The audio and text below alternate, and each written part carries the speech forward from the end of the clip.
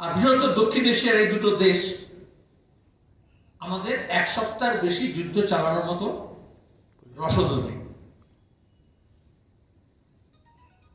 আমাদের এমনিতেই মাথা কিছু ধার আছে, এই রাজ্য সরকারের দৌলত আমাদের আরো বেশি আছে, অ্যাভারেজ ন্যাশনাল অ্যাভারেজ থেকে বেশি আছে রাজ্যের মানুষের। তার উপর দাঁড়িয়ে দেখতে ভালো লাগে যে মিসাইল যখন আসছে, আমরা যখন আটকাচ্ছি, সাকসেসফুলি আটকেছি, কিন্তু দেখলে হবে না, একটা মিনিমাসে লেখা থাকে না,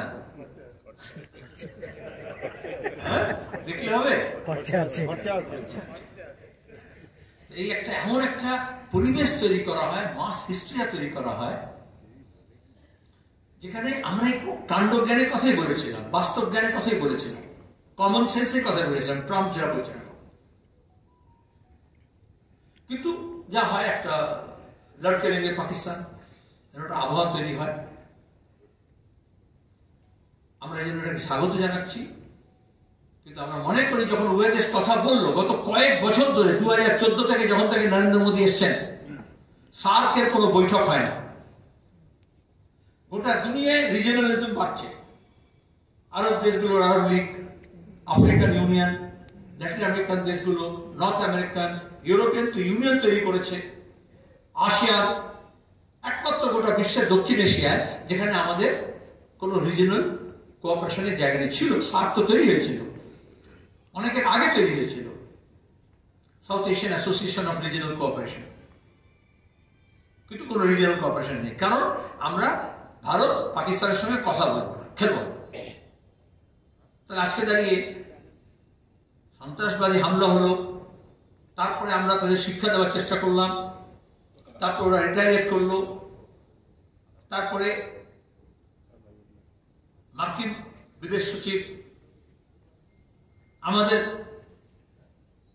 বিদেশ সচিবের সঙ্গে কথা বললেন গতকাল, ওদের আর্মি চিফের সঙ্গে কথা বললেন, এবং তারপর বল গড়া, সে যেভাবেই হোক।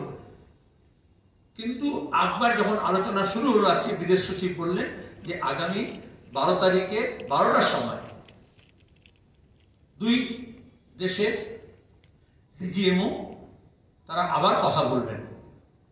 আমরা চাই ভারত এবং পাকিস্তান আলাপ আলোচনা করে লাস্টিং পিসের ব্যবস্থা করুক, কারণ দক্ষিণ এশিয়ার মানুষ শান্তি চায়।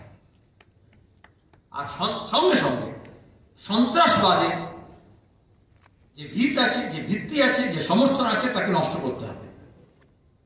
এই সুযোগে ভারতের কাছে এই সুযোগ ছিল বা আছে, যেখানে দাঁড়িয়ে আমরা টার্ম ডিক্টেট করতে পারি, এবং সেখানে দাঁড়িয়ে পাকিস্তানের ভূমি থেকে আমাদের দেশে সন্ত্রাসবাদকে মদত দেওয়া চলবে না, এই জায়গাটায় আমাদের নিয়ে আসতে হবে। আমি জানি না আলোচনার শর্ত কি হয়েছে, আপাতত সিজ ফায়ার হয়েছে, কিন্তু এটা সদর্থক পদক্ষেপ, তাকে আমরা স্বাগত জানাচ্ছি। কিন্তু এখানে শেষ নয়। আমাদের এখন যা হয়, ভক্তকুল নামবেন হলেই করে, দেখো ও তো ইউক্রেনের যুদ্ধ মোদী থামিয়ে দিয়েছিল বলছিল, কিন্তু আমাদের যুদ্ধ আমরা থামাতে পারতাম।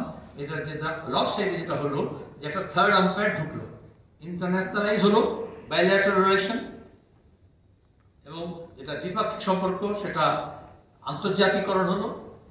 আর আমরা মার্কিন যুক্তরাষ্ট্রকে সরাসরি থার্ড আম্পায়ার হিসেবে দুই দেশ মেনে নিল। পাকিস্তান তো করে বসেই ছিল আমেরিকার।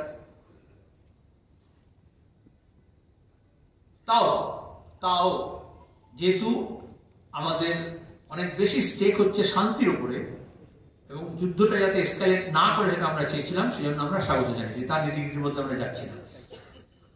শান্তিটা এই জন্যই দরকার, যে টাকা দিয়ে আমার হাসপাতালে ওষুধ হওয়ার দরকার, বেড হওয়ার দরকার, স্কুলের বেঞ্চ হওয়ার দরকার, টেবিল হওয়ার দরকার, যে টাকা দিয়ে রাস্তা হওয়া দরকার, পানীয় জলের ব্যবস্থা হওয়া দরকার, বেসিক অ্যামিনিটিস হওয়া দরকার, গোটা বিশ্বের যে মানে নাগরিকদের সুখ স্বাচ্ছন্দ্যের জন্য যে মান আছে, আর সেখানে দক্ষিণ এশিয়ার যে মান আছে, এই যে ব্যাপক ঘাটতি আছে, এটা পূরণ করতে হলে যে রিসোর্স দরকার, সেই রিসোর্স আমাদের ক্রাঞ্চ আছে। সেই রিসোর্স যখন যুদ্ধ মানে সেটা যখন ব্যয়িত হয়, সেটা হচ্ছে আসল আদতে আমাদের সাধারণের কাজে লাগে না।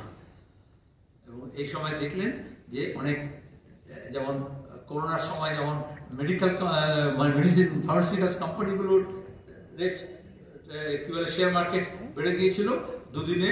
অনেক যে যারা অস্ত্রের ব্যবসায়ী যে প্রডিউসার্স কোম্পানিগুলো আছে তাদের স্টক অনেক বেশি উপরে উঠে গিয়েছে।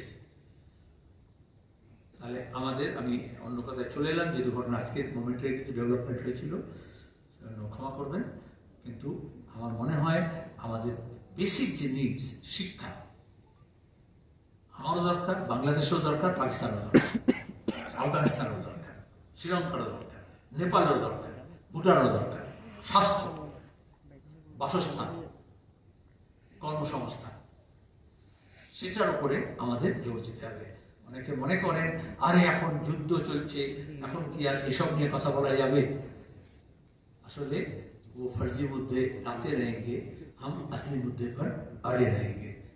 সফদর হাসমির একটা পুরনো কবিতা ছিল, যখন ঝড় হচ্ছে, ঝঞ্ঝা হচ্ছে, তখনও কি গান করার সময় থাকবে? হ্যাঁ, তখন সেই ঝড় ঝঞ্ঝা রোধ করার জন্য যাতে মানুষকে মোটিভেট করা যায় সেই গানই করতে হবে। সুতরাং আজকে দাঁড়িয়ে যেটা নিড বেসড, আমাদের যেটা প্রয়োজন এবং সেই প্রয়োজনকে ফুলফিল করার জন্য সরকারকে বাধ্য করা এবং সেজন্য আন্দোলন সংগ্রাম গড়ে তোলা, সেই আন্দোলন সংগ্রামের জন্য আরো বৃহত্তর ঐক্য গড়ে তোলা, যেটা সুমন বলল, দাবিগুলোকে সুনির্দিষ্ট করলো এবং তার ভিত্তিতে দাঁড়িয়ে শুধু যারা ওষুধ শিল্পের সঙ্গে যুক্ত আছেন, শুধু যারা মেডিকেল নেসেসিটিতে তারা নয়, শুধু চিকিৎসক নয়, লার্জার যে কমিউনিটি, যারা সবাই আমরা অন্য কোনো ব্যাপার হোক বা না হোক, সাধারণ মানুষ হিসেবে, খেটে খাওয়া মানুষ হিসেবে, শ্রমজীবী মানুষ হিসেবে, নিম্নবিত্ত মানুষ হিসেবে, মধ্যবিত্ত মানুষ হিসেবে আমাদের যেভাবে আউট অফ পকেট এক্সপেন্ডিচার বেড়ে যাচ্ছে স্বাস্থ্যের জন্য, এবং তার একটা বড় কারণ হচ্ছে এই ওষুধের দরুন, সেখানে দাঁড়িয়ে এই সবাইকে সূত্রবদ্ধ করে আমাদের যোদ্ধা আন্দোলন যদি আমরা করতে পারি, তবে এই কনভেনশন সফল হবে বলে মনে করব। ধন্যবাদ।